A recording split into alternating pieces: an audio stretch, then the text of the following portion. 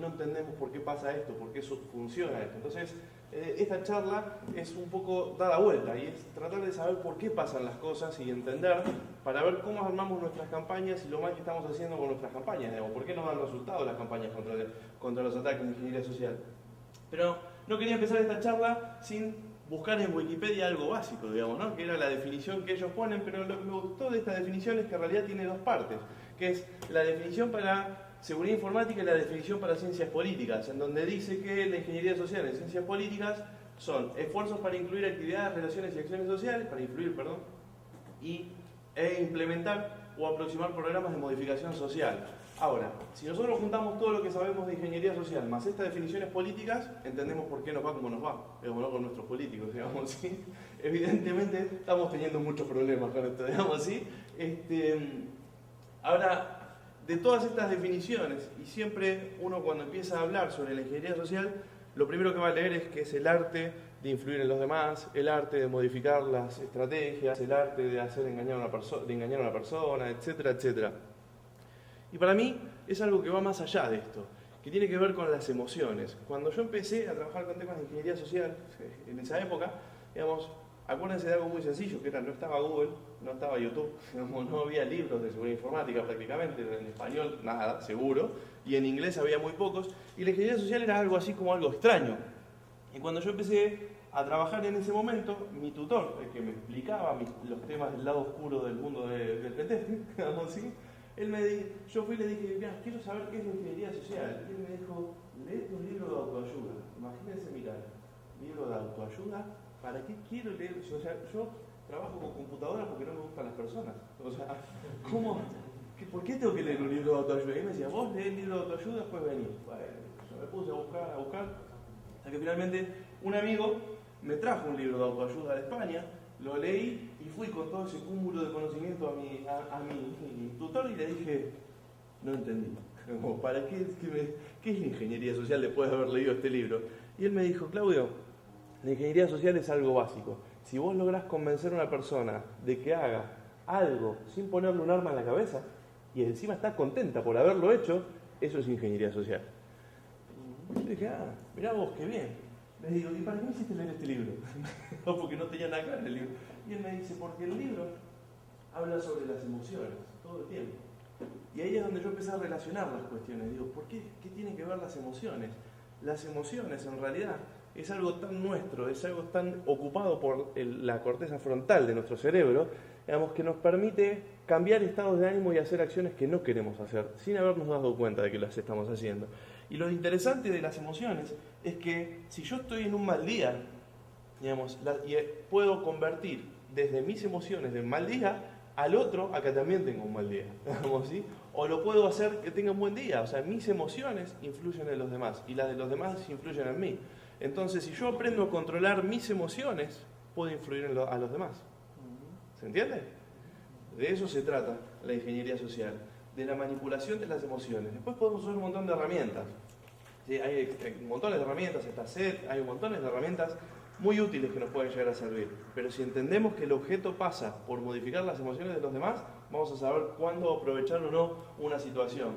Digamos, y basado en esto, hay una vedette argentina que dijo una frase muy divertida, dijo, si querés llorar, llorá, vamos, ¿no? O sea, no dijo ninguna ciencia, no, por eso es vedette, no es escritora, digamos, ¿no? Pero bueno, digamos, en esto que ella dijo, esta frase se armó grandes revuelos y demás, y yo dije, no la puedo dejar pasar esta frase, porque para lo que yo estoy planteando es sumamente útil. De hecho, vamos a ver una cuestión. Ustedes saben que en Argentina somos muy futboleros, digamos, ¿no? Pero en el año 86, Argentina salió campeón del mundo, y quiero ver una imagen desde dos puntos de vista, ¿sí?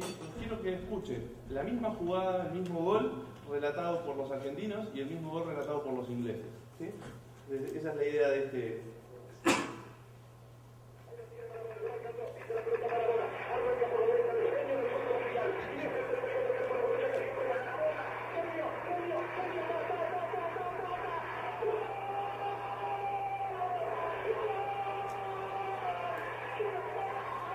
Quiero que presten atención a todo lo que dice, ¿no? Viva el fútbol.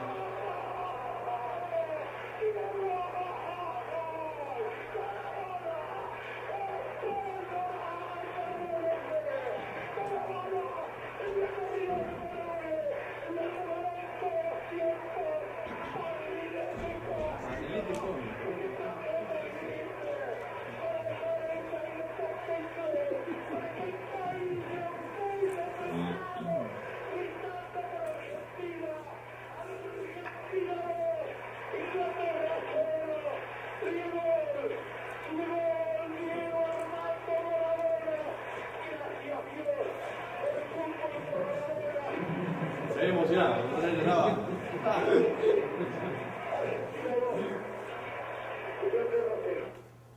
Ahora, vamos a verlo desde el otro punto de vista, a ver cómo lo vieron los ingleses. Vamos.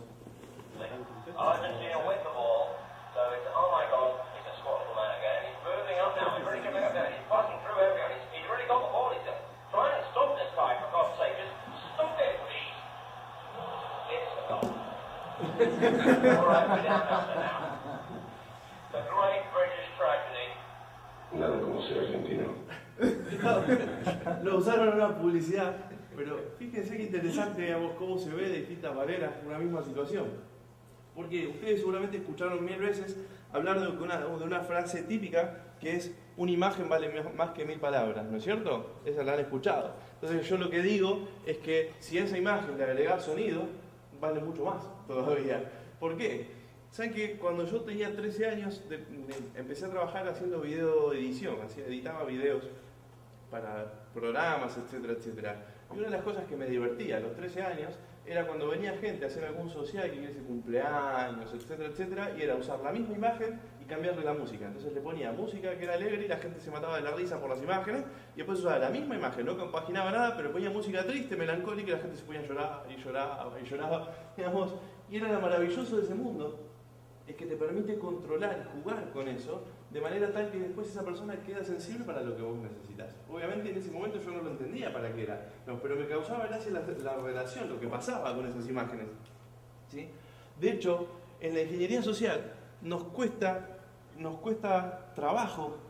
¿Por qué? Digamos, porque con lo que trabajamos, lo dije al principio, es con seres humanos, es con personas, y todos los que estudiamos sistemas no queremos trabajar con personas, queremos seguir trabajando con computadoras y queremos seguir hablando en lenguajes de programación, no en lenguaje social, digamos, ¿sí? Entonces, esta falta de relacionamiento hace que nosotros, cuando le vamos a transmitir las protecciones que tienen que tener, les explicamos cosas demasiado técnicas que no entienden, digamos, ¿sí? No tienen ni idea, ni la van a entender nunca esas cosas. De hecho, nosotros ni siquiera nos podemos aislar de nuestro rol tan técnico como para entenderlos nosotros también. Digamos, y a nosotros también nos cuesta interpretar esas cuestiones. Y es por eso que cuando hablamos de qué nos enfrentamos, tenemos que tener en cuenta que nos enfrentamos a usuarios que usan la tecnología como pueden, digamos, ¿no? O sea, traten de comunicarse con ella. Digamos, no sé qué quiso poner ahí, pero evidentemente algo mal le salieron, digamos, ¿sí? O sea, los usuarios, en muchos de los casos, a mucha gente, cuando le explicamos sobre tecnologías como Twitter, se imaginan que Twitter, perdón, me fui para el otro lado, que Twitter es ese pajarito viejo, ¿sí? Esto está yendo para donde quiere, está yendo para donde tiene que ir. Vamos a ver.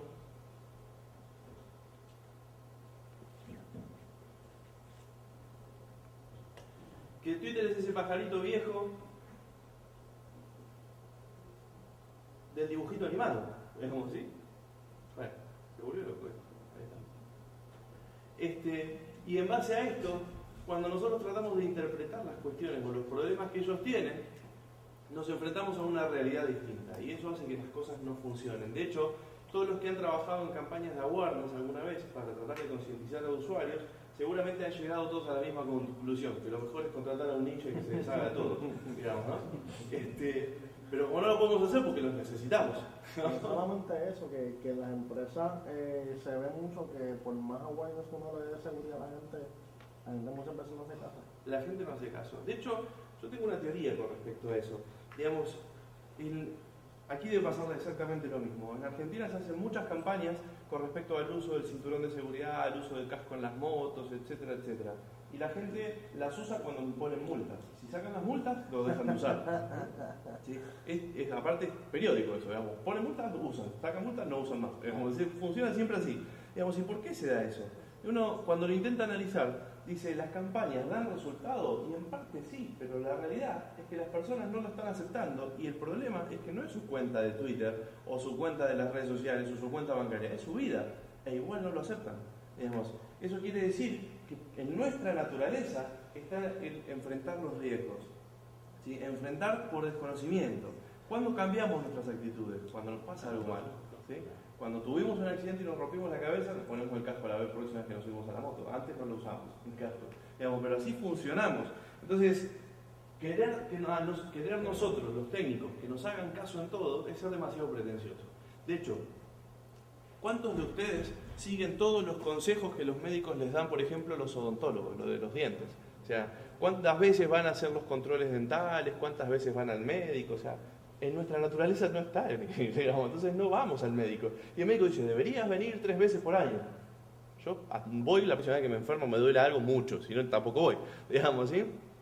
Entonces, tenemos que entender que si nos enfrentamos a eso, tenemos que jugar las mismas reglas y tenemos que saber que eso va a ser así. De hecho, algo que me causa mucha gracia es que cada vez que yo planteo, ¿de quién es la culpa en un evento de seguridad de que la información se fugue? Todo el mundo me dice de las secretarias, ¿sí? Todo el mundo acusa a las secretarias y dicen que entre más bonita es más riesgosa, ¿sí? Pero la realidad es que no es solamente un problema de las secretarias o de los secretarios, sino que muchas personas dicen es la gente que no entiende, digamos, es la gente que no tiene cerebro, no piensan 2 minutos. Y yo planteo otra teoría, que es una teoría que es diferente. Todos nosotros nos equivocamos. ¿Por qué? Porque la gente inteligente también comete errores, y los errores que cometen por lo general son errores tontos, son errores que no pensamos. Les voy a mostrar un video que quizás lo conozcan. A ver. 1 minute, 1 minute please.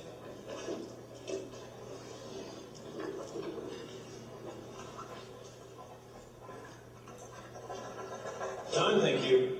Could you all please put down your pens and bring your papers to the front of the room? Thank you. Well done. Thank you. Thank you. Thank you.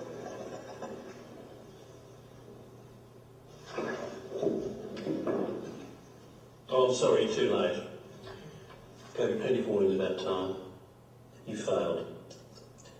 Sorry. Excuse me, do you know who I am? I had absolutely no idea. Good.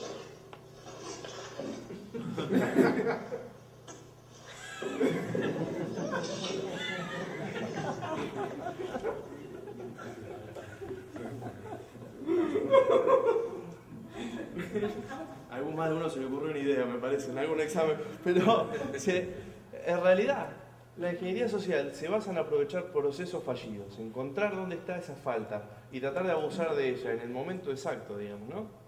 Y eso es lo que lo hace tan interesante. El que practica ingeniería social lo que hace es jugar con los momentos, jugar con lo que está haciendo el otro, jugar con las distracciones del otro, jugar con las emociones del otro todo el tiempo. Y de hecho, uno de los grandes problemas que tenemos es que en la ingeniería social tradicional, es decir, la humana, sin una computadora al lado, sin un ataque de phishing, es la velocidad de reacción. Digamos, cuando uno miente, nuestras cuerdas vocales tiemblan, ¿sí? Entonces, cuando uno está diciendo cosas que no son correctas, nuestras cuerdas vocales tiemblan. Las personas que están entrenadas se dan cuenta de eso. No todos se pueden dar cuenta de eso, pero si tenés una pequeña duda de que alguien te está mintiendo, lo llevas para donde vos querés y lo vas a sacar de que te está mintiendo. Entonces, el ingeniero social lo que tiene es mucho entrenamiento, ¿sí? Una vez, en un control de seguridad, yo estaba pasando un equipo, ¿sí? Y ese equipo lo tenía que haber declarado, digamos, ¿no? Tenía que haber declarado antes de salir, tenía que haber declarado que después iba a entrar con ese equipo, ¿no? Entonces, yo salía con un equipo que era una computadora, una netbook, una Asus vieja, no era nueva en ese momento, pero era una netbook, era una máquina, no era cara, digamos, ¿no? Yo salía con la netbook y la persona de seguridad me para y me dice, este equipo no lo declaraste. Y le digo, no lo declaré. Y me dice, ¿pero por qué no lo declaraste? Lo tenías que haber declarado. Es que la máquina es vieja, yo le decía. Y él me dice, no es vieja, esta máquina es nueva, me tocó uno de seguridad que conocía sobre equipamiento, lamentablemente. Entonces yo lo miré fijo y le dije, bueno, pero es una máquina que tengo hace rato y la uso un montón, y fíjate que está toda usada, no es nueva. Y él me dice, no me importa, igual la tenías que haber declarado antes de salir. Y yo le decía, pero escuchame una cosa, cuando yo fui y se la mostré a tu compañero en la ventanilla de entrada, él me dijo, es una máquina vieja, no la declares. Entonces no la declaré. Y él me dijo, bueno, pero es tu responsabilidad declararla. Entonces yo levanté la voz y me puse a gritar delante del salón y le dije, ¿sabes qué? Si vos y tu compañero no se ponen de acuerdo, yo no tengo la culpa. ¿Qué querés que haga? ¿La declaro o no la declaro? ¿La declaro o no la declaro? Pónganse de acuerdo y yo hago lo que tengan que hacer. El tipo me dijo, bueno, está bien, pasá. Y me pasé con la nota. Con las netbooks, ¿sí? Digamos, ¿por qué pasó esa situación? Digamos, porque él sabía que había una falla. Sabía que no estaba claro en el procedimiento si la tenía que declarar o no. Y era posible que su compañero me haya dicho que pasara. Entonces, yo, sin saber si era posible o no, lo que hice fue aprovechar ese momento, digamos, ¿sí? Lo puse nervioso a él y por eso pasé. De eso se trata el poder jugar el poder ver más allá de lo que nosotros tenemos enfrente. De hecho, si hacemos un juego rápido, les voy a decir, díganme ustedes la letra que falta en esta imagen. Oh, esto anda, perdón. No sé por qué, doy para adelante y va para atrás. Pero vamos de vuelta. ¿Qué letra falta? ¿Qué letra falta? ¿Nadie?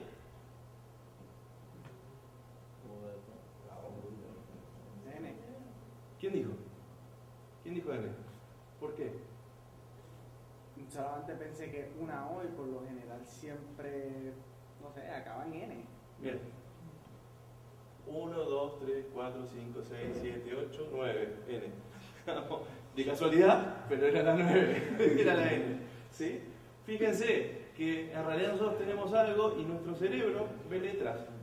Y cada uno aplica diferentes teorías, digamos, ¿sí? Vemos cosas diferentes. De hecho, en nuestro cerebro pasan situaciones que son bastante curiosas, como por ejemplo, esa imagen técnicamente es imposible, digamos, ¿sí? Pero para nosotros no parece nada raro. O sea, vemos dos personas sentadas. ¿Ven la imposibilidad de ese dibujo? ¿Sí? De hecho, este es algo que todo el mundo conoce, que es las escalas de perspectiva, en donde tienen todo el mismo tamaño, pero parece que son más grandes. O bien, las líneas, ¿son paralelas o no? ¿Sí?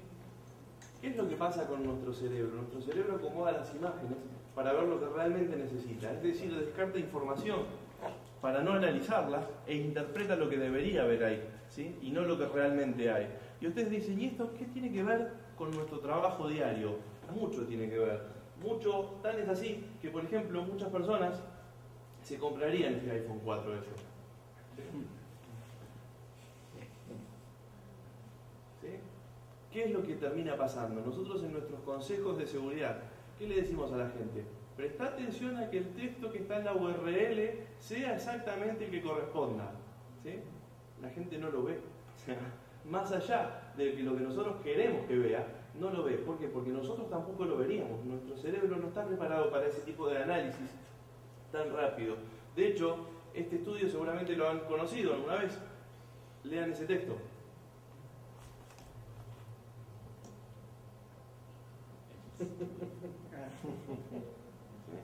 Entonces, ¿por qué en nuestras campañas les decimos presta atención a que la URL sea exacta?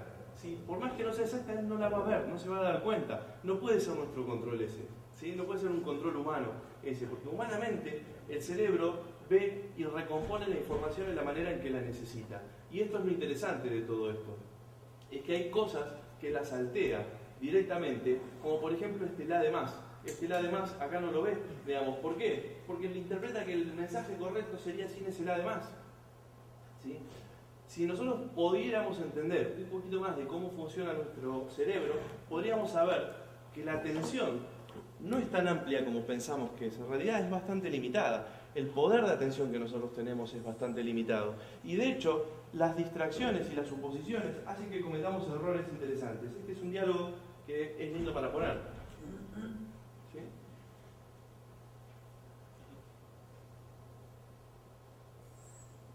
Entonces, el verdadero desafío, ¿en dónde está? El verdadero desafío está en tratar de hackear nuestro cerebro de verdad, tratar de interpretar y ver cómo meter mensajes que sean más claros, ¿sí? Y esos mensajes más claros a veces no son tan evidentes. Es muy normal que, por ejemplo, los camiones no se den cuenta de las alturas de los puentes y se los lleven por delante y queden atascados y pasen obras, etcétera, etcétera. ¿Y qué hacemos nosotros para eso? Ponemos carteles que dice altura máxima tanto o altura máxima aquí. Si sabemos que no los vemos, ¿para qué los ponemos? ¿Sí? Si sabemos que esos carteles no es que no los leen porque no quieren, sino es que tienen demasiada información en la calle como para prestar atención en esos carteles. Entonces los pasan de largo. Entonces, fíjense este cartel diferente. Si le pegás a este cartel, le vas a pegar a ese puente. ¿Sí? Es tan sencillo como eso, es buscar las alternativas. Y de eso se trata el combatir a la ingeniería social.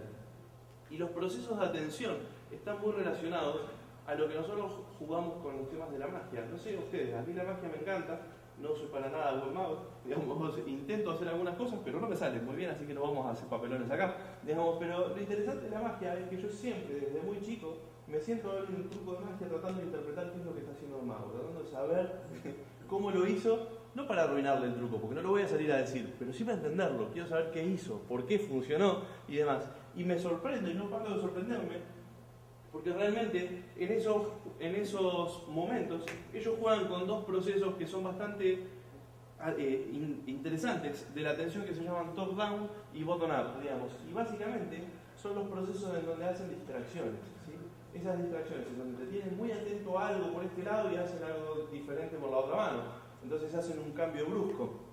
A mí me ha pasado en Las Vegas, estuve en un evento que se llama DEFCON, no sé si lo conocen, pero en uno de los eventos de DEFCON había un mago de cercanías. El mago de cercanías es esa persona que trabaja a esta distancia tuya, ¿sí? Al lado tuyo, bien pegado, ¿sí? Y él hacía juegos y hablaba, y mientras me hablaba y yo prestaba atención a lo que él me decía, me sacó el celular, la billetera y el reloj y no me di cuenta, ¿sí? En esa misma distancia, acá, a esta distancia. Y no tenía ayudantes, él era el que me sacó todas las cosas, ¿sí? ¿Por qué? Porque él me mantuvo atento a las cosas que yo tenía que estar atento, y el reloj, que ya no uso más, ¿sí? Después de ese suceso, el reloj, que es, ustedes dicen, vos tenés una presión del reloj, te tenés que dar cuenta cuando te sacan el reloj. Exactamente lo que hacen es jugar con la presión de tu mano y te presionan para que vos no te des cuenta del cambio de presión. Entonces te presiona, te suelta, te presiona, te suelta, te presiona, te suelta, te sacó el reloj y no te enteraste. En el cambio de presión no te enteraste, ¿sí? Es jugar con momentos, es jugar con la atención y es ir haciendo efectos diferentes. De hecho, vamos a ver que la atención tiene cuestiones que son bastante interesantes. Esto es una cámara de seguridad en una calle. Fíjense que en la imagen se ve que hay bastante espacio como para observar bien lo que pasa alrededor, digamos, ¿no? En el cruce de calles ese no debería haber demasiados accidentes a velocidades normales. Vamos a ver algo muy tonto. Viene la moto, viene despacito, el auto también, y se chocan. ¿Sí? No se vieron. O sea, un accidente totalmente evitable, digamos, no venía, ninguno de los dos venía rápido como para no verse, y tenían espacio suficiente como para verse. ¿Sí? Ese proceso se llama ceguera de información. ¿Qué es la ceguera de información? La ceguera de información es que nuestro cerebro está aislando una parte de la imagen para ver lo que queremos ver, pero lo que pasa alrededor de eso no lo vemos, ¿sí? Entonces, no sé si se percataron de esta foto del detalle, pero digamos, nuestro cerebro está concentrado en ver lo principal de la foto, pero no lo que pasa atrás. De hecho, el fotógrafo, si se hubiese dado cuenta, no hubiese sacado la foto, ¿sí? Digamos, este tipo de situaciones son algo bastante natural. Digamos, ¿cómo nos damos cuenta de que esto nos pasa? Muy simple, vos vas manejando tu vehículo, tu auto, tu automóvil, tu carro, ¿sí? Y vas a doblar en una calle que es doble mano, ¿sí? O sea, hay autos que vienen de frente, vas a doblar, aunque no se pueda, vas a doblar hacia tu izquierda. Y tú estás mirando si viene un automóvil de frente, para no chocarlo, ¿sí? Lo más normal es que te lleves por delante una bicicleta o una motocicleta, ¿sí? O una moto. ¿Por qué? Porque tu cerebro no estaba buscando una moto, estaba buscando un auto, ¿sí? Y por más que hayas visto la moto pasar, en realidad no la viste. El cerebro tiene la capacidad de borrar esa parte, ¿sí? Esa parte la aísla por completo, no la ves, ¿sí? De hecho, algo que es interesante es que ni siquiera la guarda esa información. O sea, no la procesa y no la guarda en ningún momento. Por lo cual, si yo después te digo, ¿pero no viste venir una moto? No, ¿sí? No la vi nunca la moto esa. O sea, no hay forma de que lo creas. Y esto hace poner en duda ciertos procesos penales. Vieron que muchos de los procesos penales se basan exactamente en los testigos, en si el testigo vio algo o no vio algo. Digamos, y se ha demostrado muchas causas que el testigo está convencido con 100% de que realmente vio algo y en realidad no lo vio, ¿sí? Pero no te está mintiendo, o sea, no está viniendo a mentirte. Él piensa que lo vio, pero no lo vio, ¿sí? Y eso es lo que sucede. De hecho, hay otro proceso que es muy similar a la ceguera de información. ¿Qué?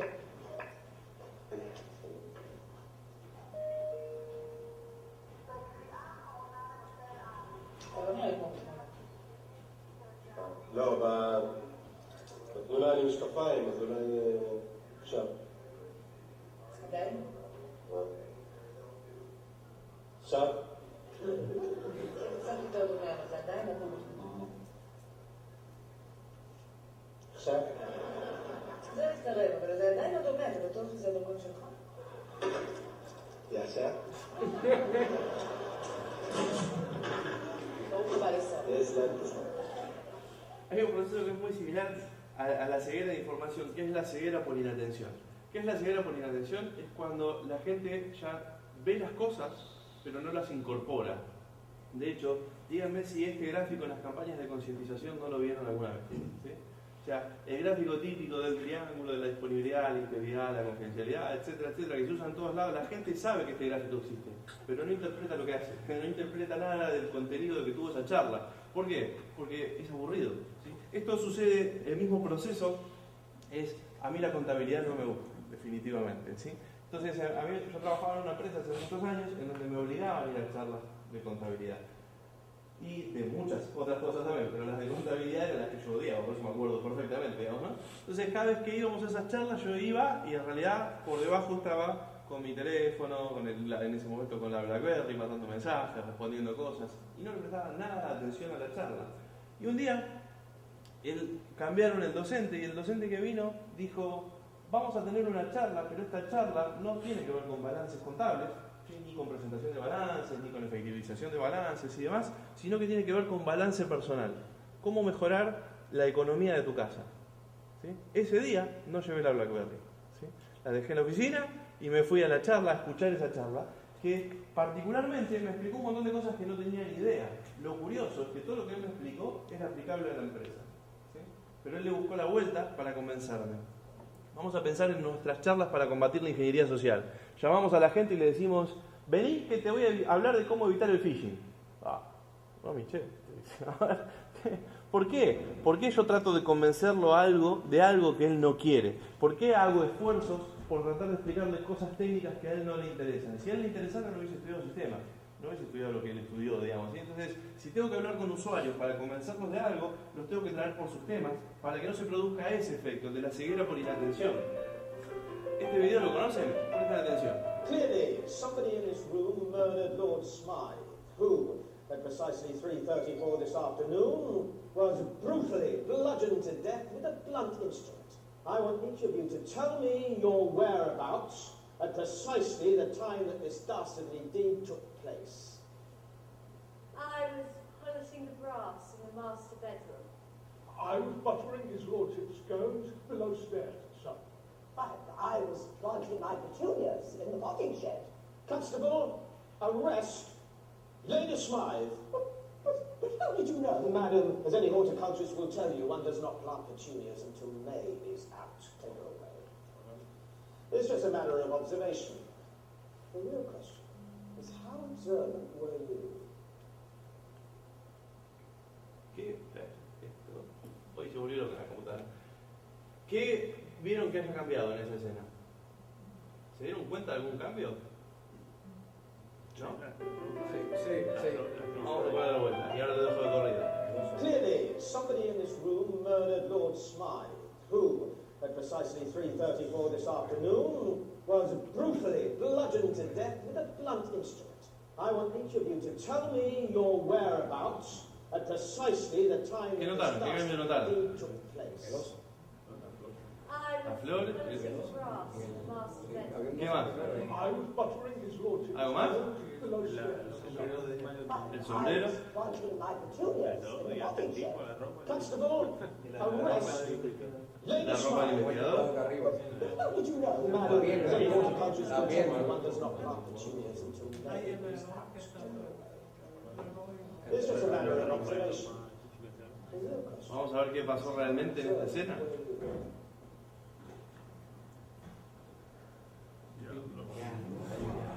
¿Alguno notó 21 cambios?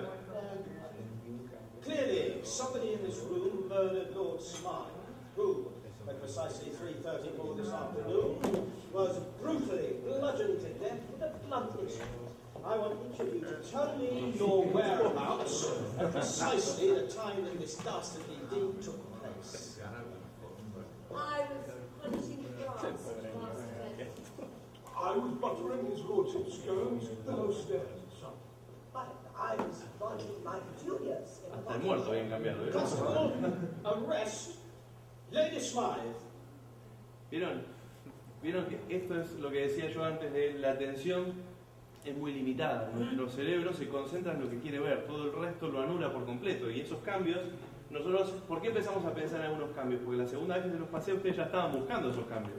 La primera se te pasaron todos por alto. La segunda que estás buscando encontraste 4, 5, 6 cambios. Pero la realidad es que hubo muchos más. Y eso también se produce por otro efecto, que tiene que ver con el exceso de información. El exceso de información significa que nosotros le ponemos demasiadas cosas a nuestras campañas y hacen que el usuario no lo vea. ¿Dónde ponen las campañas anti-phishing los bancos, por ejemplo? ¿Sí? En la misma página, en un cuadrito, en donde todo lo que está alrededor son publicidades y ofertas. ¿Sí? ¿Qué va a mirar el usuario? ¿Las ofertas o va a mirar la campaña de seguridad?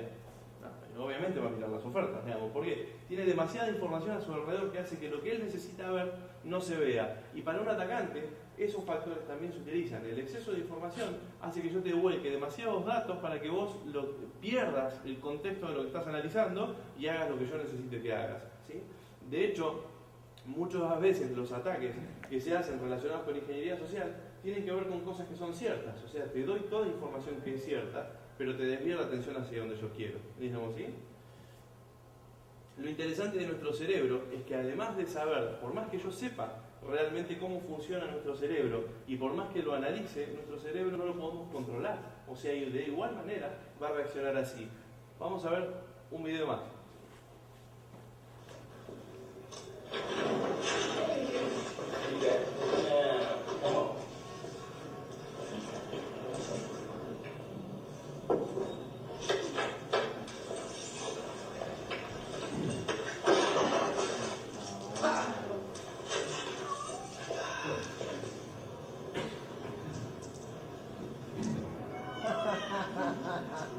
AmeriQuest Mortgage, proud sponsor of the NFL.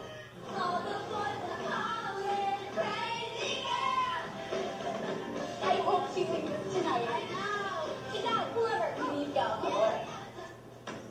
Oh, honey? Hey, somebody. What do we got here? Hello.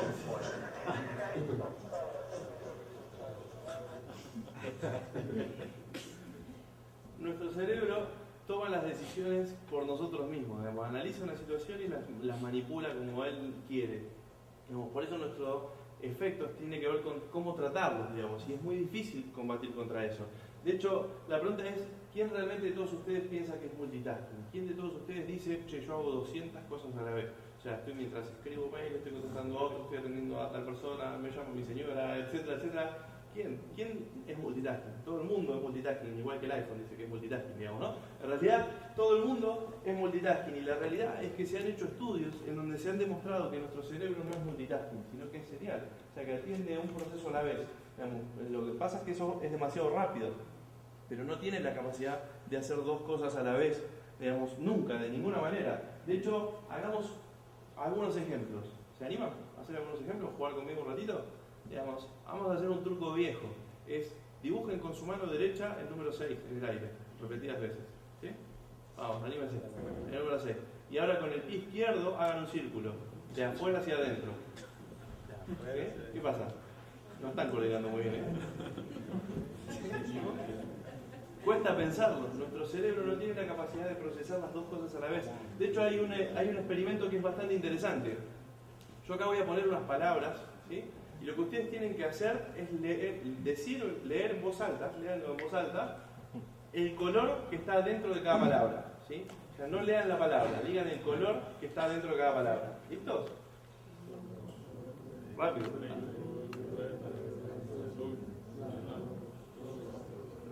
Bien, salió bastante bien. Digamos, ¿lo hacemos de vuelta? Dale, digan otra vez. ¿Listos? ¿Qué pasó? No sé qué es. ¿Vieron cómo se complica? Digamos, un ejercicio tan fácil, pero nos distrae, porque nuestro cerebro no sabe a qué hacerle caso primero, a lo que está de fondo o a lo que está más adelante, digamos. Nosotros sabíamos que el ejercicio era leer el color, digamos, y no leer las palabras, pero nuestro cerebro no lo pudo hacer, no se pudo reacomodar y empezamos a dudar y tenemos que pensar en instantes cada una de esas cuestiones, ¿sí?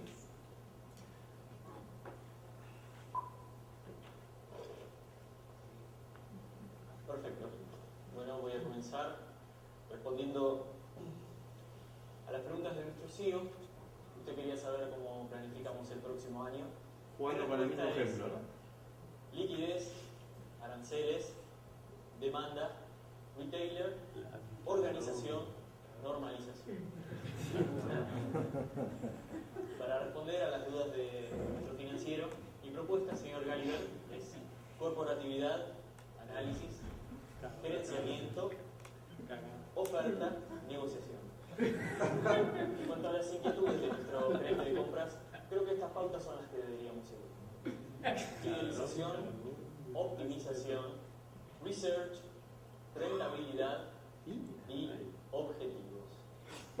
El año que viene será un gran año si cumplimos con cooperativismo, home market, upgrade, planeamiento y business, networking, logística y aprovisión.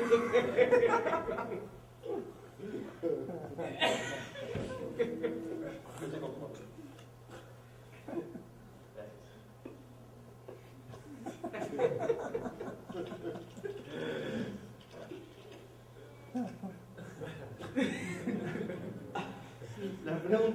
La pregunta del millón es, si nosotros no entendíamos realmente cómo funciona el cerebro, y esto es una charla muy cortita en donde trata de mostrarles algunas cuestiones básicas del funcionamiento de nuestro cerebro, ¿no? Sobre la atención, sobre la manipulación de la información, sobre el exceso de información. No se olviden nunca del tema de la ceguera de información, que eso es algo con lo que nos enfrentamos habitualmente. Si no sabíamos todo esto, ¿cómo diseñamos nosotros nuestras campañas de awareness? Evidentemente, el fracaso de nuestras campañas surgen de que estamos fracasando nosotros con nuestro research original. En la realidad es que todo lo que vemos hoy en campañas de awareness para estos temas, lo único que tienen en cuenta son temas de marketing o temas técnicos, pero no tienen nada que ver con la pedagogía. Y eso es lo curioso. Digamos, yo estoy tratando de cambiar un hábito en una persona a través del marketing. Y el marketing no cambia un hábito. El marketing lo que hace es meter un mensaje publicitario. Y a ustedes les debe haber pasado muchas veces que se acuerdan de una publicidad perfectamente, pero no se acuerdan de qué producto era. ¿Sí? O sea, me acuerdo de la publicidad porque la tengo grabada, esa publicidad porque estaba bárbara, porque era muy divertida, por lo que fuera, pero no me acuerdo qué producto estaba asociado. O sea, que no sé qué me quería vender realmente. ¿Sí? Eso quiere decir que el marketing fue muy bueno como objeto, pero la realidad es que la publicidad no era tan buena, digamos, ¿sí? Porque en realidad nos está faltando una pata que es importante. Eso es lo que nosotros estamos haciendo con nuestras campañas. Le estamos diciendo a todos nuestros usuarios, ojo con la ingeniería social, ojo con el phishing, ojo con el phishing, ojo con el smishing, ojo con todos los ataques, y ellos saben que tienen que tener cuidado, pero no saben de qué tienen que tener cuidado, porque no interpretan el verdadero concepto. Lo que necesitamos nosotros es trabajar con especialistas, y los especialistas son pedagogos, digamos, tenemos que llamar a ese tipo de especialistas para involucrarlos en nuestros procesos. ¿Por qué? Por lo que dije al principio, nosotros somos técnicos y nos gustan la informática, la electrónica, etc. No nos gustan las personas, entonces tenemos que llamar al que realmente sabe trabajar con personas para que esto cambie. De alguna manera, si no podemos modificar estos patrones, no vamos a poder modificar nada en las conductas de las personas. ¿Sí? No sé si tienen alguna duda, espero que les haya gustado. Y aquí estoy a disposición. El control quizás hace lo que quiero. No, vamos a usar el control normal. ¿Sí? ¿Alguna pregunta? Sí, ahora Sí. Solo quería comentar que esto me acuerda a este famoso hacker que utilizaba mucho la ingeniería social como Kevin Mitnick, que básicamente era un extraordinario ingeniero social. Él obtenía toda la información usando la ingeniería social. No estoy diciendo que no era bueno en el sistema, era bueno también, pero la ingeniería social para él eso era el punto importante de la ingeniería social. De hecho es uno de los más reconocidos dentro del ambiente, sin duda. Hoy hay algunos más, como Mitnick, como Kevin. No, Kevin Mitnick no, el otro Kevin. Bueno, se me fue el nombre, ahora después lo digo. Hay algunas personas más que están reconocidas, que han escrito libros y demás, hay mucha información. Lo importante de la ingeniería social es saber aprovechar las situaciones. Eso es lo que hace el ingeniero. Y nosotros, todos nosotros, incluso los que estudiamos ingeniería social hace muchos años, somos potenciales víctimas. De hecho, ustedes saben que les cuento dos casos. Digamos. Una vez un test que tuve que hacer, uno de los test que tuve que hacer en ingeniería social y uno en donde yo fui víctima, en una tarea de ingeniería social. ¿Sí? Cuando hace uno de los test, yo estaba haciendo un test a un banco y en el banco lo que habían hecho era hacer una campaña donde se iba a hacer un pentesting solamente de ingeniería social. No había herramientas, no había nada, herramientas fuera de ingeniería social, no había ataques con zero days ni nada de todo ese tipo, digamos, ¿no? Entonces, cuando armamos toda la planificación, me entero, haciendo mi investigación previa, que de alguna manera se había filtrado la información de que íbamos a hacer ese test. Entonces las personas que lo iban a recibir ya sabían que iban a ser estudiadas, ¿sí? Entonces, hacer ese tipo de test no tiene mucho sentido, porque la persona está esperando que tú la llames. Entonces, es como que si tú la llamas por teléfono para hacer alguna prueba, ellos están con la taza que dice I love the security information, ¿sí? Están esperando para ver con el manual de procedimientos qué te tienen que responder. Digamos, entonces yo no quería que eso pase, entonces dije vamos a hacer algo diferente. Ellos están esperando un ataque de ingeniería social por teléfono, por mail, a través de sitios web, a través de spoofing, etcétera, etcétera. No voy a usar ninguno de todos esos métodos. Lo que voy a hacer es voy a mandar a una persona, a un cartero, ¿sí? A una persona vestida, los que entregan cartas físicas, ¿sí? Las que ya no se usan más prácticamente, pero lo que estaba enviando el cartero son datos de la Agencia de Recaudación de Impuestos de mi país, de Argentina. Entonces esa persona fue con una planilla larga, con el nombre de algunas personas, en un momento muy particular para la Argentina, que es cuando se puso la imposición de que la gente no podía comprar dólares, ¿sí? Entonces, y aparte de eso había un montón de investigaciones a las personas. Entonces, ese cartero fue, que era un empleado mío, llevó el sobre, le hizo firmar, le llamó a uno por uno para que bajen del edificio y le entregara la carta, les hizo firmar la entrega de la carta, y la carta tenía todos los detalles que decía Agencia de Recaudación de Impuestos, bla, bla, bla, bla. Y cuando entraban en la carta, tenía sus datos, los que yo había recaudado por internet de esa persona, y decían, hemos detectado que usted tiene problemas o que tiene incompatibilidad entre su declaración y la de su empleador, ¿sí? O sea que vos estás mintiendo en tu declaración jurada. Si para corroborar los datos tenés que poner un código que estaba en la carta, para cada uno era diferente, y entrar a una página. Obviamente la página era controlada por mail. Ellos entraban y ponían el código, que era el único dato que tenían de esa carta, ¿sí? Más la URL. Pero cuando ponían el código yo le agregaba más datos, o sea que en realidad cuando ellos ponían el código le decía bienvenido señor fulano de tal, número de documento tal, empleado de tal empresa, o sea le demostraba que sabía mucha información de él, por lo cual él no dudaba del sitio, decía no es un sitio de ataque genérico, sino que es realmente el sitio donde tenía que entrar.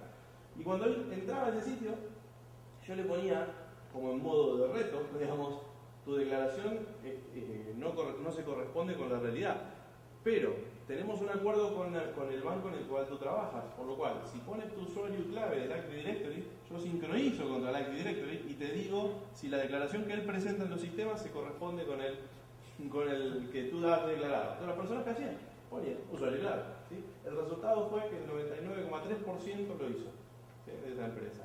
Digamos, o sea, ¿por qué funcionó ese ataque? A pesar de que ellos sabían de que el ataque iba a pasar, porque no fue por el camino que ellos esperaron. No les llegó un mail, no les llegó una llamada telefónica, les llegó una carta, y ellos no estaban esperando una carta, no, porque nadie manda carta, ¿sí? Eso es uno de los factores importantes. Y esto a colación, digamos, ¿a mí qué me ha pasado? Dos anécdotas cortitas, ¿sí? Una es, cuando yo era chico, yo tendría unos 8 años, mi padre, que era italiano, se había ido a vivir a la Argentina, él llegó en esa época con mucha diferencia de conocimientos al país, porque él llegó en la época en donde los transistores existían en Italia, pero no en Argentina. ¿No? ¿Sí? En Argentina se usaban las válvulas todavía. Entonces él llegó con mucho conocimiento y eso hizo que rápidamente se ubique bien en la sociedad o en la ciudad donde nosotros estábamos. Entonces era muy normal que en casa haya policías, bomberos, el intendente, siempre venía mucha gente. Y un día vino un comisario. Imagínense una ciudad muy chica, no es una ciudad de mucha gente.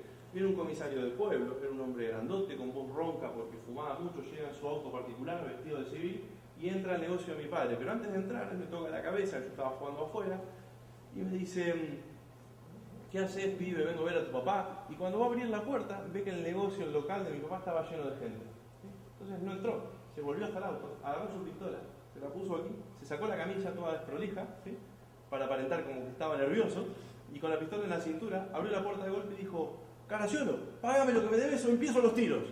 Toda la gente se puso de costado contra la pared y empezaron a salir despacito. Y mi papá, que lo conocía de hace muchos años, se puso blanco y empezó a transpirar y hacía gestos así, y no decía nada. Él hacía gestos nada más, pero no le salían palabras.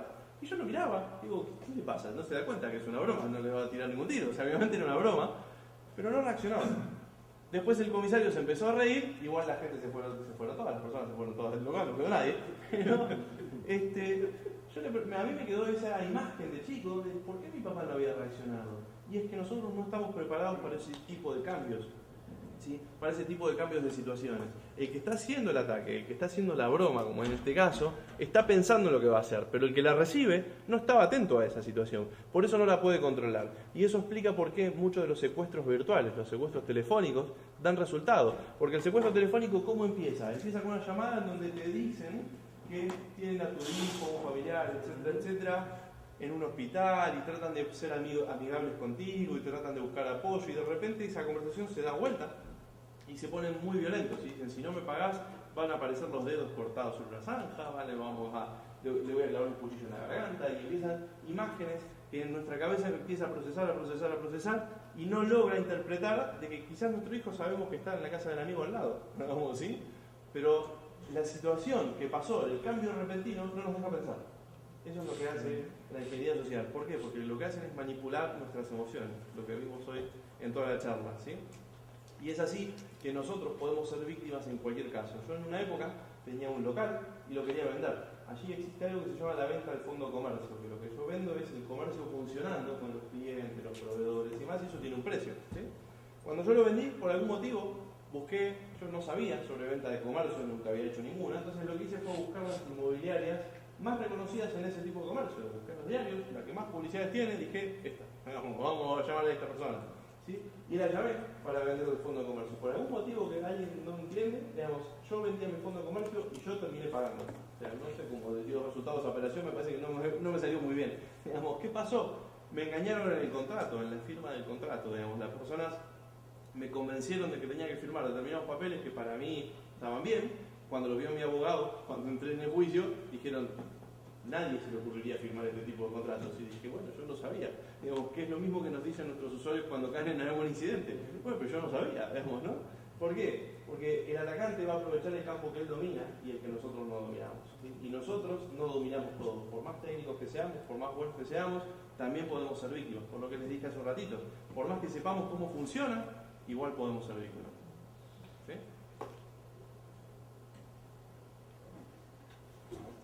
Las organizaciones, una preguntita. ¿Sí? Las organizaciones, ¿cómo contrarrestan este tipo de problemas? ¿Las organizaciones cómo qué? ¿Cómo contrarrestan este tipo de problemas de ingeniería social? Las organizaciones, lo que les contaba, lo que intentan hacer son las campañas de awareness, pero las campañas de awareness sin la gente o el elemento esencial, que es los pedagogos, ¿sí? Entonces esas campañas no funcionan bien. Hay algo que es básico: nosotros podemos meter muchas medidas técnicas, pero el usuario siempre va a encontrar la forma salteando. De eso se trata.